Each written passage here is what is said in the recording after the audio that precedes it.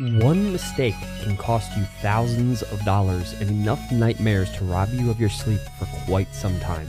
So why take the risk? In today's podcast, we'll cover the proven marketing process you need to prevent landlord nightmares so that you can sleep well at night, knowing that you have done everything you can to reduce your level of risk, protect your investment from financial loss, and provide a housing solution to the best qualified tenants. Stay tuned and we'll get started in just a minute. Hi everybody, my name is Chris and I want to thank you for joining us for another value-packed TenantCloud podcast. If you want to be a more informed, better educated, and successful landlord, then stay tuned. With over a decade of property management experience, we bring you short and sweet, bite-sized pieces of incredibly valuable property management tidbits in 15 minutes or less. Landlording is already somewhat risky as it is. You buy a property with the expectation that you are going to be able to make a return on it and that you will be able to generate revenue and that you will be able to find qualified tenants and that you will eventually be able to buy maybe another property and so on and so forth. Rarely do people get into it and just have one rental property. There's plenty of people that do that, but even with just one property, the goal is generally not to lose money on that rental property. And sometimes that can be easier said than done. And generally the people who get more than one property, especially when it comes to single family homes, is to try to hedge against loss, because if you just have one property and you lose that one tenant or that tenant stops paying, then you've lost all of your revenue from all of your rentals because you only have that one property. Whereas if you buy a second and a third and a fourth property and you lose one tenant or one tenant stops paying, well, you still have the other 2 or 3 or 4 tenants that are paying their rent. So you still have that rental revenue coming in. So to eliminate the risk when going through or thinking through a marketing process for advertising a vacant rental unit or creating a screening criteria to make sure you're getting the best tenants, or how to pre-screen people so that you're not wasting your time, how to show your rentals so that you're also not wasting time and showing your rental to people who aren't ultimately going to be interested in your rental property after they see it. These are all things that you have to throw into what I like to call the marketing process for renting out your unit every time that you have a vacant unit. And it's important to really think through this process and come out with a set and proven process. And lucky for you and lucky for me, there have already been people through the past decade or more who have really hammered it down into a very proven process that really works.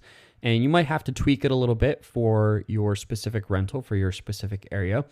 But the bottom line is it is a process that works. So I'm going to really quickly go through these 10 items, and we'll get more into these with future podcasts. In fact, we've already covered a lot of these in individual podcasts. So I definitely recommend that you go back through and listen to some of the podcasts that have to do with listings, screenings, background check stuff, if you're having to do an adverse action letter, that type of thing. I recommend that you go back through and listen to any of the podcasts that have that, any of those words in the title of the podcast. You'll get a lot of information from that, and you can connect that into this podcast. And of course, we'll have a future podcast that cover more of these in depth, but you may want to grab a pen and paper or a tablet or something to take down notes with, and just put down these 10 things. I'm going to run through these real quick. Number 1 is creating a tenant screening criteria. I cannot stress why this is number 1 enough, because you need to have this in writing. This needs to be this is a protection piece, and it's also something that you need for when you do decline somebody. You need to be able to point to something in writing saying this is why you were declined, and I disclosed this early on in the process. A tenant screening criteria basically says which tenants you're going to accept and which tenants you're not going to accept. And so it could be you have to have a credit score over X amount, or it may need to be you have to have a certain amount of income, or it may be something criminally background related that you won't accept at your property. Anything like that at all has to be in writing in a tenant screening criteria, and it needs to be disclosed to the applicant, to the person interested in your rental property at that very first moment, the minute somebody says, can I have an application to apply for your rental? Possibly even earlier. You may even want to display it even earlier in the process, depending on where your rental is, what type of rental it is, and how quickly you're trying to pre-screen tenants out of your sales funnel, your leasing funnel, so that you and the tenant can both save each other's time and move on to the next. They can move on to the next rental, and you can move on to the next potentially qualified tenant, so that you guys you're mutually benefiting each other. Number 2, advertise your rental. You need to make sure that you are advertising your rental on the proper platform. It's said that when it comes to divorces, people who are married by the age of 20 or at the age of 20 are 50% more likely to divorce than someone who marries at the age of 25 or over. Why? They believe it's because, in part, due to the maturity of and the development of the brain. And a 20-year-old is definitely less developed than a 25-year-old. So you're probably wondering, okay, well, what does that have to do with advertising my rental? Well, you need to make sure that you are making sure that before you walk down the aisle with that tenant, that you are properly advertising it so that you end up with a number of qualified tenants, not from a very small pool of tenants, so that you can find the best qualified tenant that matches your screening criteria. And so you want to make sure that you're not just advertising it in one place. For instance, some people really love something like Craigslist, or maybe the Facebook Marketplace, or maybe Zillow or apartments.com or some of those sites. And they'll pick one place and they'll advertise to that one place because that's the place that they've gotten all their tenants in the past. And that could be a mistake, because you might be missing out on more qualified tenants on different platforms. And maybe your demographic is not actually using the platform that you think they are. And so it's important to do that research early on when advertising your rental.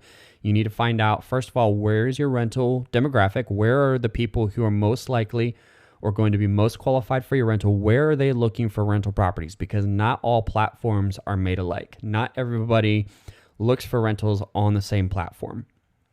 Second of all is making sure that your descriptions, your marketing description, your photos, all of those things are geared towards that demographic that you are looking for, so that you find that most qualified tenant and that you get more people to apply, so that you have a larger pool of applicants to choose from. Because if you're only getting 2 people to apply to your rental each time, you only have 2 people to choose from. Whereas if you have 10 people to pick an application from, the chances of finding a more qualified or better qualified tenant from that pool of 10 applicants is extremely important. Now, it is important in the screening screening criteria early on that you also tell people who gets approved for your rental.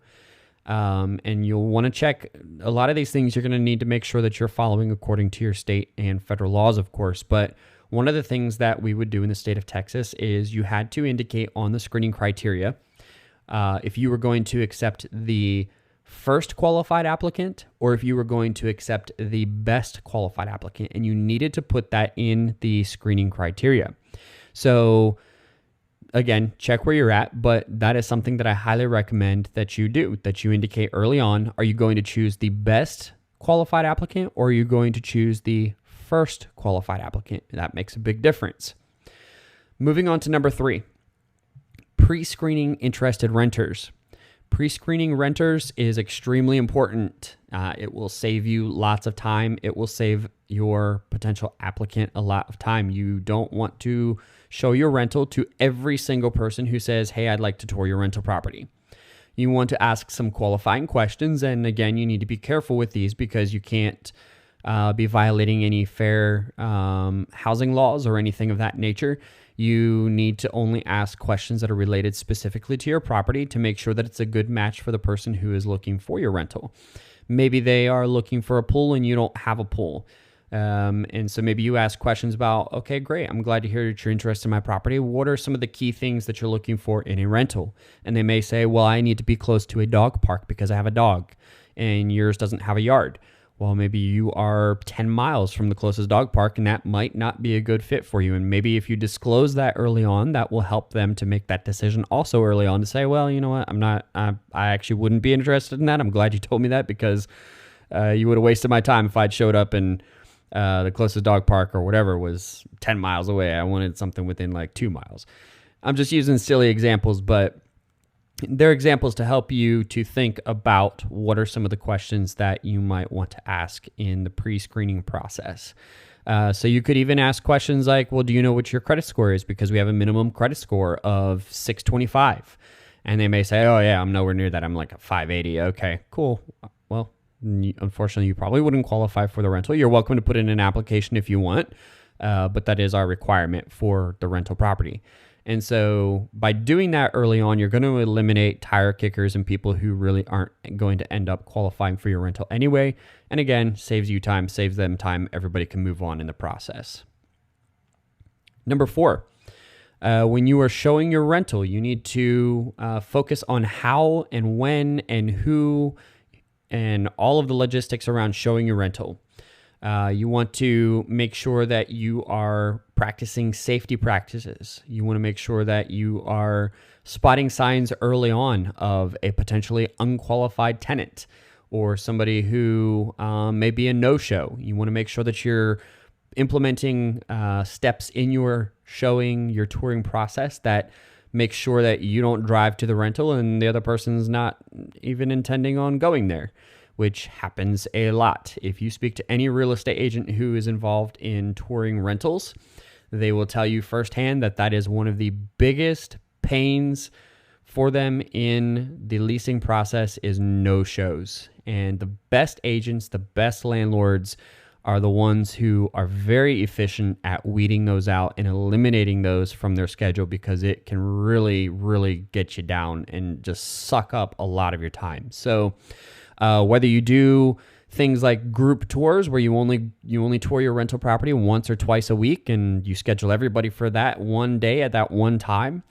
or whatever it is, you want to make sure that you have an effective and efficient touring process in place and a method that you can use to prevent no-shows and things of that nature. Number 5, collect rental applications. You need to have an effective and compliant rental application process that will gather all of the details all at once so that you're not scrambling back and forth trying to communicate with the tenant saying, oh, I forgot to get this, or, oh, hey, can you send me that? Can you upload this? Can you upload that? Oh, I need you to do this. No. You need to have a very efficient and very streamlined rental application process, and you also need to make sure that it is compliant with your area, with your city. And so you want to make sure that you really focus on this process. Having an online rental application, one that you can customize, is extremely important in this process. And also a place where the tenant doesn't have to come back to you or fax you, because people don't really have fax machines anymore. A lot of people don't even have anything to upload stuff. They can usually just take a picture with their phone, which is not always the best way to send a document.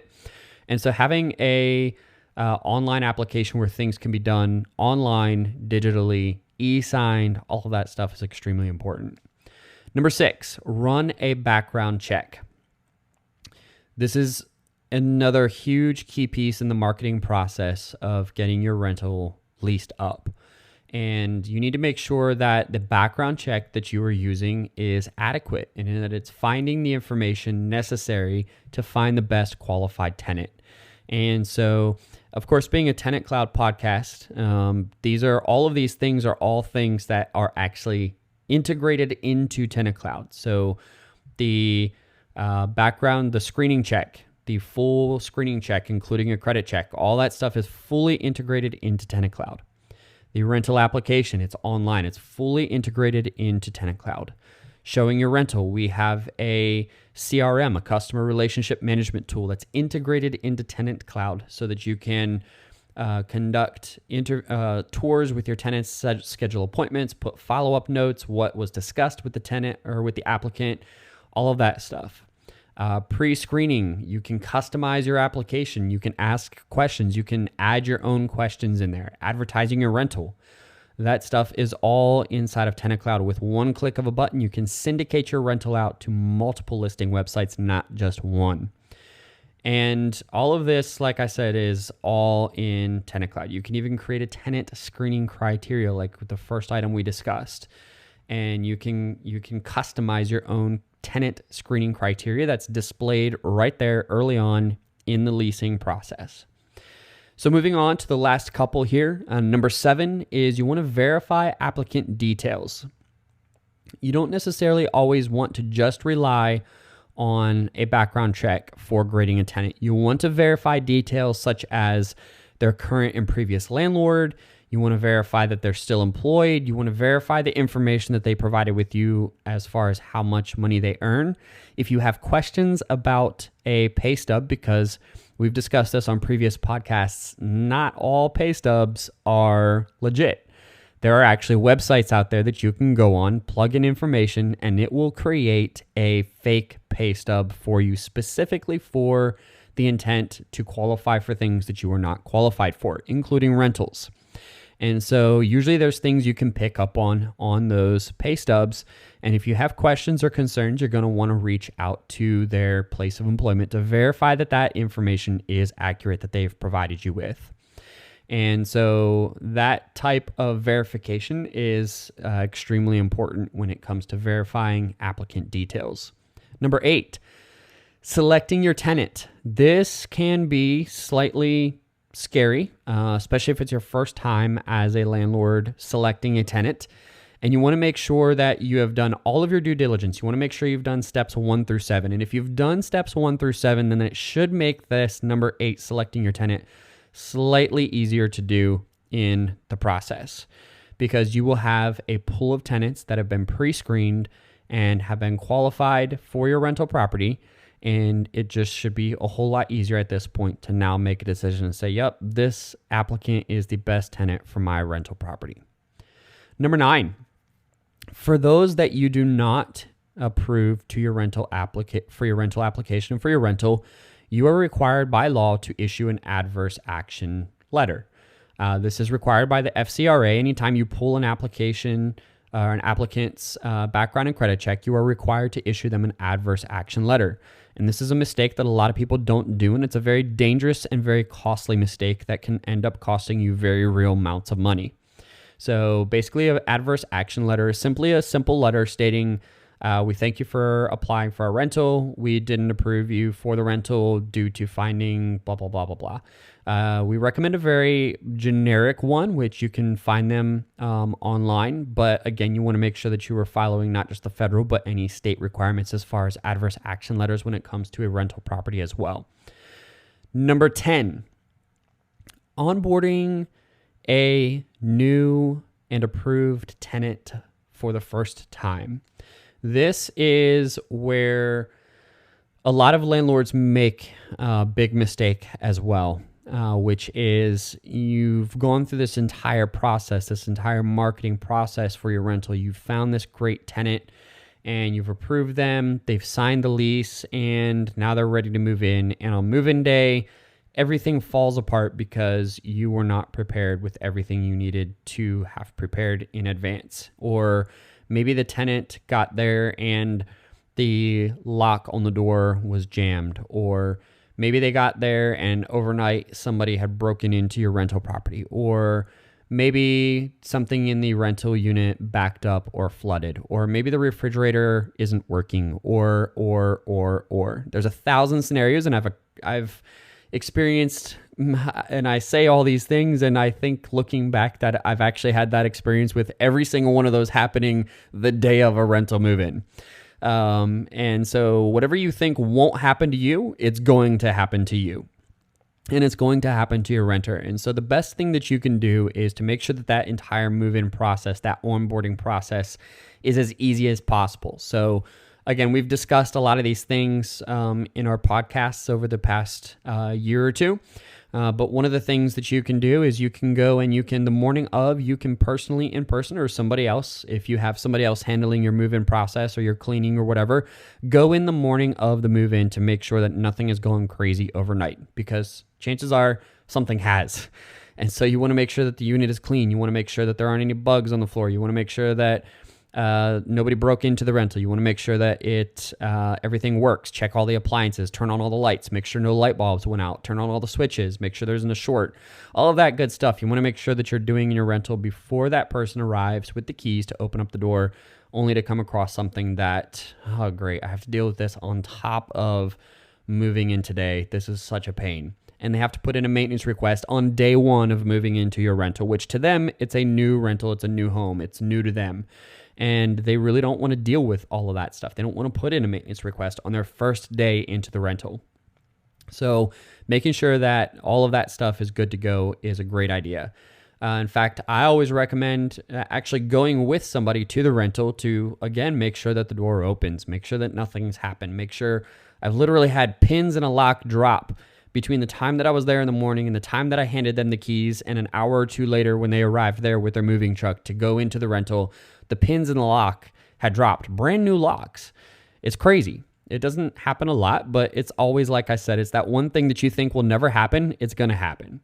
And so you can't obviously stop everything from happening, everything bad or negative from happening in this process. But my bottom line is that you want to make sure that you're making that process as easy and as simple and as streamlined as possible.